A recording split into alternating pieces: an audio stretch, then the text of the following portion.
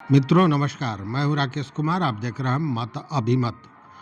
मित्रों, अभी आप देख रहे होंगे जितनी भी परीक्षाएं हो रही हैं उसमें गड़बड़ी का मामला आता है।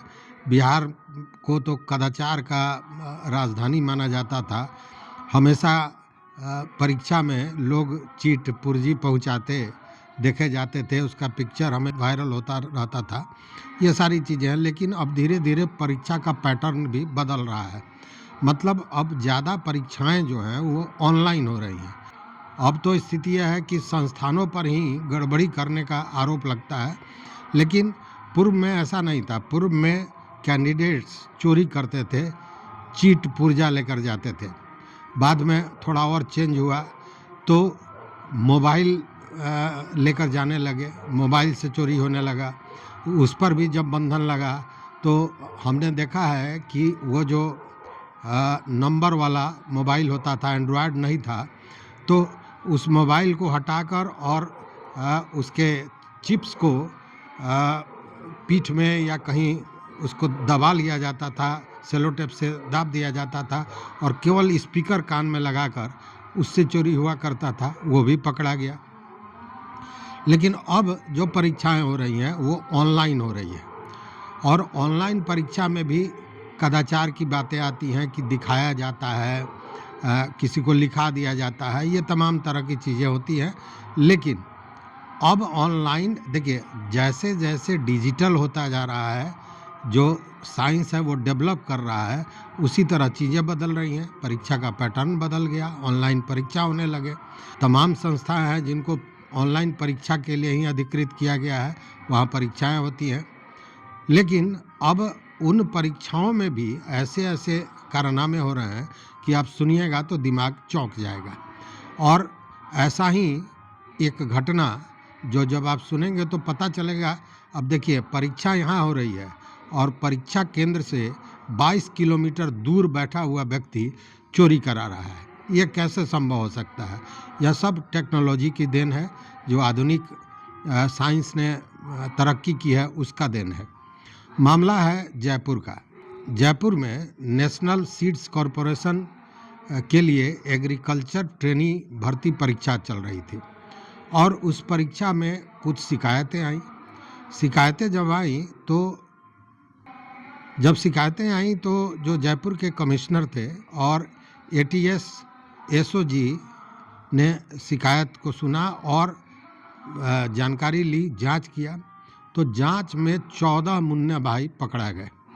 14 लोग, जिसमें से 6 लोग तो परीक्षार्थी भी थे। और ये 14 लोग जो पकड़े गए, ये सारे लोग जो कारनामा कर रहे थे, आप सुनेंगे तो दिमाग का दही हो जाएगा। जी हाँ, परीक्षा केंद्र यहाँ है और यहाँ से 22 किलोमीटर दूर बैठकर व्यक्ति ऑनलाइन परीक्षा देने वाले को चोरी करा रहा था। यह कैसे संभव हुआ? यह समझने वाली बात है कि परीक्षा चल रही है और जो परीक्षार्थी है वो कंप्यूटर पे उसी तरह का एक्शन दे रहा है जैसे वो ऑनलाइन परीक्षा दे रहा हो।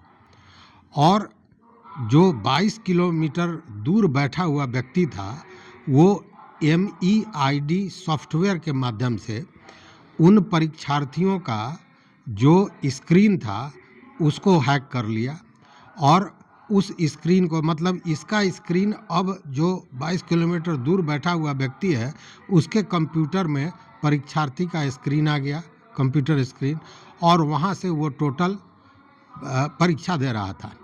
तो ये पकड़ा गया और इसमें बड़ी होशियारी से, आप सोचिए ना कि कोई सोच भी नहीं सकता है कि 22 किलोमीटर दूर बैठा हुआ व्यक्ति चोरी करा रहा है। लेकिन जब ये मामला उजागर हुआ तो पुलिस सहित प्रशासन का दिमाग उड़ गया कि ये चोरी का कि एकदम नया, चूँकि इसके पहले इस तरह की चोरी का मामला सामने नहीं आया था। तो 22 किलोमीटर दूर बैठा हुआ वो व्यक्ति चोरी करा रहा था। ऐसे 14 लोग पकड़े गए और इसमें से 6 अभ्यर्थी थे जिनके लिए ये काम किया जा रहा था। तो ये जो आधुनिक सॉफ्टवेयर सब आया है उसी के हिसाब से इनके कंप्यूटर को हैक कर लिया और उस पर परीक्षा दिला रहा है और परीक्षार्थी रूम में कंप्यूटर पर उसी तरह एक्ट कर रहा है, उसी तरह का अभिनय कर रहा है जैसे वो परीक्षा दे रहा हो। अपना माउस घुमा रहा है, लेकिन ओरिजिनल जो माउस चल रहा है वो वहाँ 22 किलोमीटर दूर जो बैठा हुआ है उसका चल रहा है। तो इस तरह से ये भंडाफोड़ हुआ। इसको लेकर जो कमिश्नर वहाँ के हैं जयपुर के, जॉर्ज जोसेफ, उनके अनुसार जब पूछताछ हुआ तो उन लोगों ने बताया, जो हैकर्स थे उनने बताया कि एक कैंडिडेट से 5 लाख से 10 लाख रुपया तक वसूला गया था चोरी कराने के लिए। और वो चोरी क्या, वो समझिए कि फाइनल रिजल्ट था। फाइनल रिजल्ट मतलब वो बैठा हुआ दूर जो आदमी है वो सक्षम है, वो चीज़ों को जान रहा है और इनके कंप्यूटर को हैक करके परीक्षा दे रहा है, तो रिजल्ट तो आना ही आना है। तो इसके लिए 5 से 10 लाख की वसूली की जा रही थी। और उसमें भी रियायत ये था कि परीक्षा के पहले मात्र 50,000 रुपया लिया गया था और उसके बाद चेक लिया गया था गारंटी में कि परीक्षा के बाद जब उसका रिजल्ट आए तो उसका भुगतान वो कर दे, उसके लिए गारंटी में चेक लिया गया था। तो इस तरह इस मामले का उजागर हुआ। इसीलिए अगर जो बार बार ये बातें आती है कि बिहार में चोरी बहुत चलता है, तो ज़रा ये सोचिए कि बिहार से भी 4 कदम आगे राजस्थान के जयपुर में ये कांड हो रहा था। तो आप सोचिए कि गड़बड़ करने वाले किस तरह रास्ता निकाल लेते हैं। तो इस वीडियो में बस इतना ही। चैनल पर नए हो तो सब्सक्राइब कीजिए, लाइक कीजिए, दोस्तों के साथ शेयर कीजिए और अपना विचार जरूर दीजिए। बहुत बहुत धन्यवाद, कोटिशः आभार।